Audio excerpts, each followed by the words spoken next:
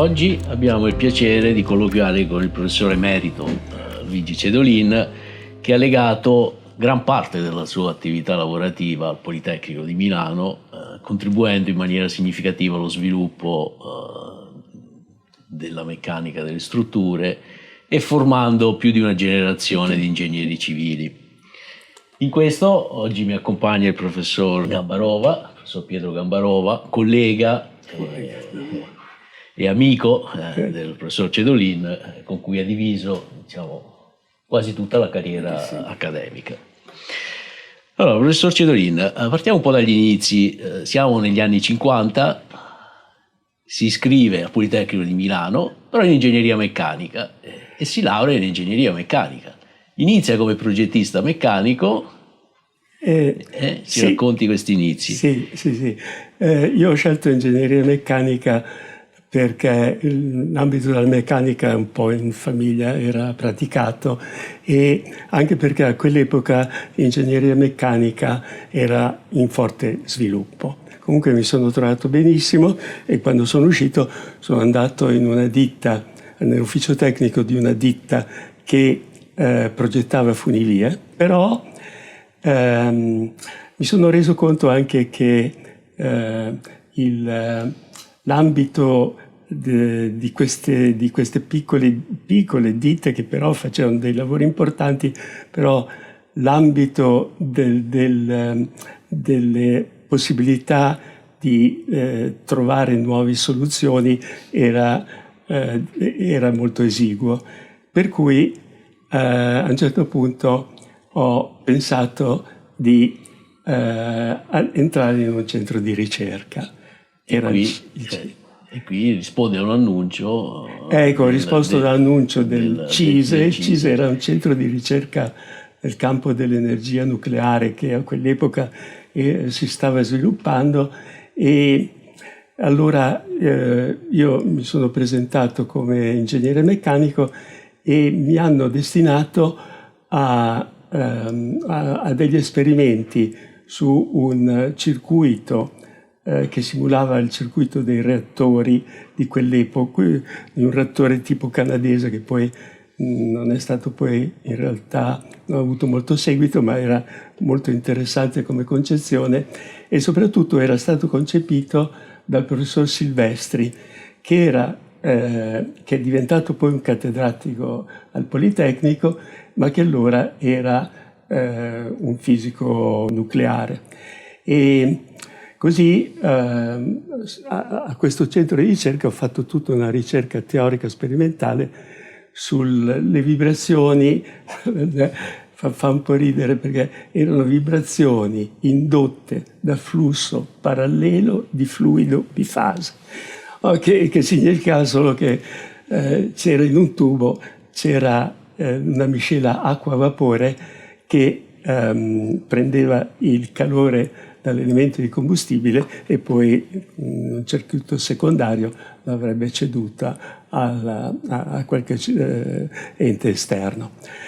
Io ho fatto quel lavoro, tra l'altro che mi ha portato poi ad andare una volta a un congresso sull'energia nucleare, mi ricordo a Filadelfia, e io ho presentato il mio lavoro e ho visto che tutte le persone che erano in quell'aula non sapevano neanche bene cosa fosse, non capivano, eccetera, no?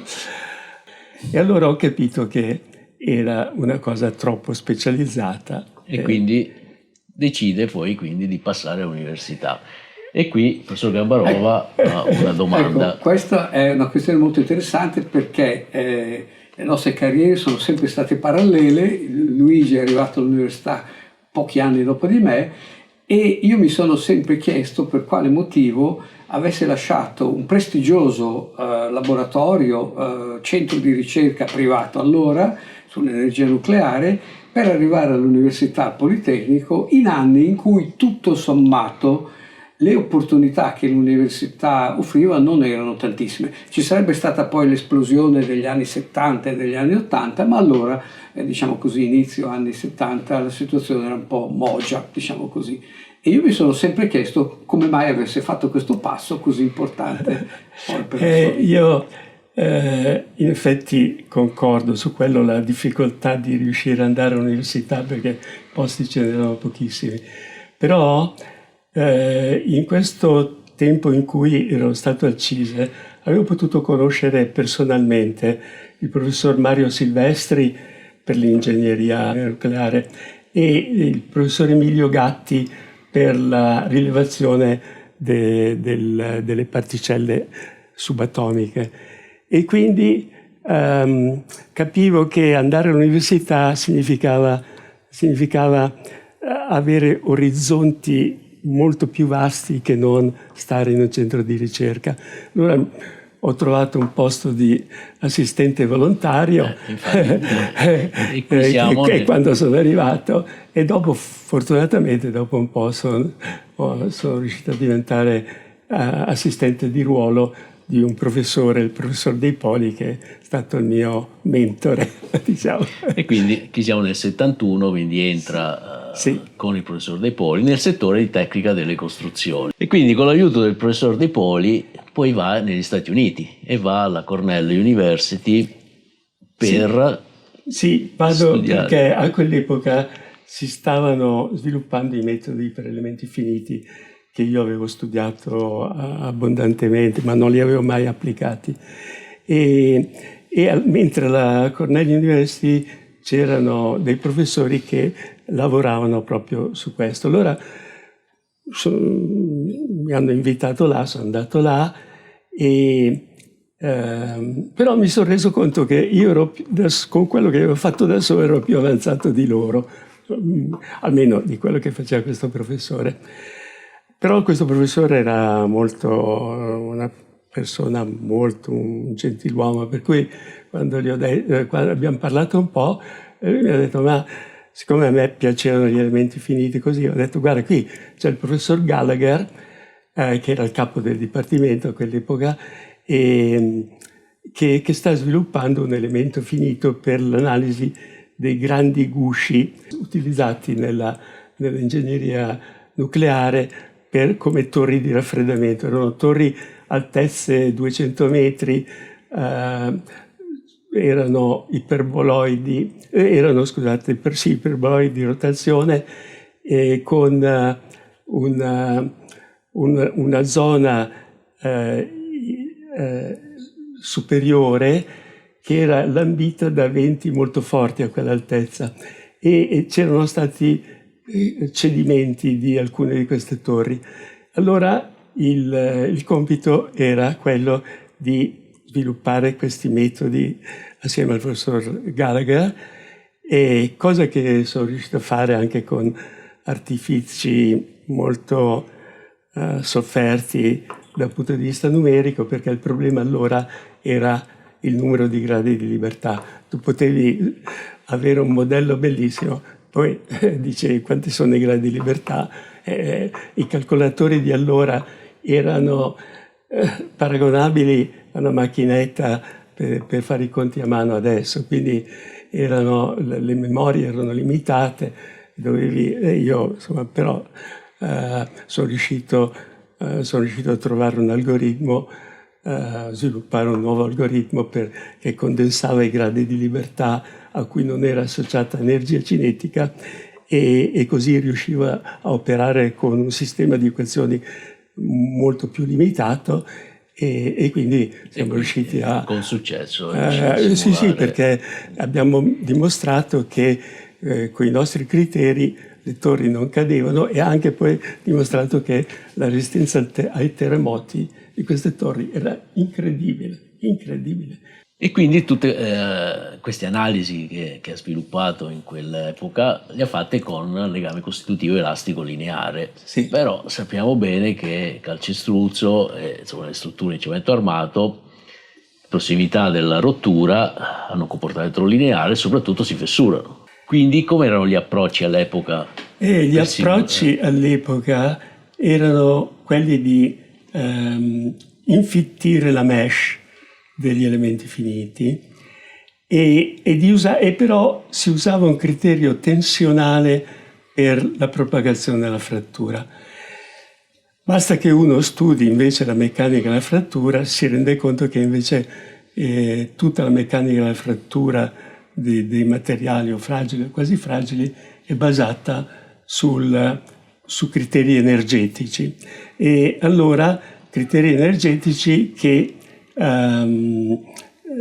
richiedono una rappresentazione della frattura come un elemento fessurato su tutta la larghezza. E su questo argomento il professor Bajant della Northwestern University era stato l'antesignano ed era riuscito con questa trattazione a simulare la propagazione della fessura nelle strutture di calcestruzzo armato. Tutto questo era basato sull'ipotesi che ci fosse questa zona di materiale fessurato che nessuno aveva mai osservato sperimentalmente e che serviva nel modello numerico, ma di cui non c'era evidenza sperimentale. E infatti questo poi sarà gran parte della sua attività quando poi tornerà in Italia. La conferma sperimentale si poteva solo trovare esaminando un provino teso, magari con un intaglio, però utilizzando dei metodi che erano stati sviluppati allora di interferenza di reticoli che poi danno luogo a delle frange che vengono dette frange di Moiré. Queste frange di Moiré poi consentono di risalire al campo deformativo. Difatti noi abbiamo tentato al Politecnico, ma la sensibilità di questo metodo con i reticoli che incollavamo sul calcestruzzo per ottenere le frange non avevano la sensitività necessaria per rilevare la frattura. Abbiamo pensato di utilizzare sempre questo criterio di utilizzare le frange di Moiré generate da reticoli, però con un reticolo molto più fine, che abbiamo impresso sulla parete laterale di un provino mediante una sostanza fotoresist incollata, la quale era fotosensibile. Quindi avevamo potuto generare sul provino un reticolo di linee parallele che era indeformato. Riuscivamo a far generare le frange al reticolo incollato che si deformava, a un reticolo fisso che noi generavamo artificialmente sulla superficie del provino e misuravamo le deformazioni. Il vantaggio di questo metodo rispetto a quelle precedenti era terrificante, perché noi il reticolo che noi riuscivamo a generare, utilizzavamo tra l'altro, mi sono dimenticato, la luce laser, che è una luce coerente, che dà luogo a delle immagini estremamente ben definite. Noi riuscivamo a generare un reticolo di linee che avevano distanza, cioè un reticolo con densità 1000 linee al millimetro, che non è quasi inimmaginabile. Con quella precisione noi siamo riusciti a identificare la zona che viene interessata dai processi di frattura, e che è una bella zona che era come un vaso, così. E in questa zona c'è una fessurazione diffusa che però si concentra nelle vicinanze di un punto. In quel punto si genera una frattura, una fessura discreta che comincia a propagarsi. Ma il bello è che siamo riusciti a vedere che tra i due lati della fessura, che normalmente in una fessura fragile non c'è niente, c'è proprio il vetro. Invece nel calcestruzzo, anche se si forma la fessura, la fessura si apre e però tra i due lati della fessura c'è ancora una forza trasversa che ha però un legame costitutivo che noi chiamiamo softening, cioè che diminuisce via via. E quindi per la prima volta siete riusciti ad evidenziare la zona di processo. Poi un altro contributo, diciamo, importantissimo che ha dato negli anni, che ancora oggi rimane un punto di riferimento per gli strutturisti, è sicuramente il libro che ha scritto sull'instabilità delle strutture. Cosa può dirci in merito? Sì, lì, come al solito, l'iniziativa era partita da un mio tentativo di scrivere un piccolo libro per gli studenti sull'instabilità. Poi l'ho menzionato a Bajant e mi ha detto, no, facciamolo insieme. E allora ho detto, benissimo. Allora abbiamo detto, quanto ci impieghiamo? 6 mesi. Benissimo. Mettiamo 6 mesi, noi lavoriamo nei ritagli di tempo, diciamo, no? Ecco, il risultato è stato che il libro è apparso 6 anni dopo, perché è diventato un vero trattato, tanti capitoli, 1000 pagine, e veramente è stato in quell'epoca in cui c'erano tantissimi libri, però c'era anche un libro bellissimo che era quello del Timoshenko, che però, e quindi era rigorosissimo, ma era un libro anche un po' difficile da capire, tante cose non erano spiegate. Quindi noi abbiamo fatto uno sforzo molto forte per razionalizzare tutto e però ci abbiamo impiegato. Però era stato accolto molto bene. I suoi lunghi periodi negli Stati Uniti gli hanno permesso di rimanere a contatto, come dicevo prima, con la realtà universitaria americana. Però il professor Cedolino a un certo punto ha deciso di ritornare in Italia e anticipando in un certo senso quello che molti fanno oggi, quanti cervelli sono in uscita, non mi piace usare il termine in fuga, però su 3 uno ritorna. Ecco, il professor Cedolino in un certo senso sei stato un antesignano. Ci sono stati 2 fattori. Muovere una famiglia era già abbastanza complicato, quindi, però se c'era un motivo di fondo l'avrei fatto. Però mi sono reso conto che con l'autonomia che avevo raggiunto, con tutti questi contatti che avevo avuto con università americane, ma anche qualche università europea, mi sono reso conto di essere abbastanza autonomo, capace di... e quindi ho preferito il sistema italiano, nonostante tantissime possibilità di miglioramento, ma per me quello che era importante era di non dover fare un certo tipo di lavoro per avere i fondi di ricerca come succede in America. Perché io poi nella ricerca che ho fatto al Politecnico finanziamenti arrivavano sempre da qualche parte, quindi non c'è stato quel problema. Ma comunque in ogni caso io dicevo, la vita è una sola, quindi devo dedicarla a delle cose che mi interessano. Invece, per chiudere, una domanda un po' sul personale. Che ruolo ha avuto la famiglia in tutta la carriera e in tutti questi anni? No, qui devo dire che mia moglie Carla è stata si è sacrificata, cioè lei ha sacrificato anche tantissime cose per consentirmi perché è vero che qualche volta veniva a trovarmi, però insomma era dura anche per lei.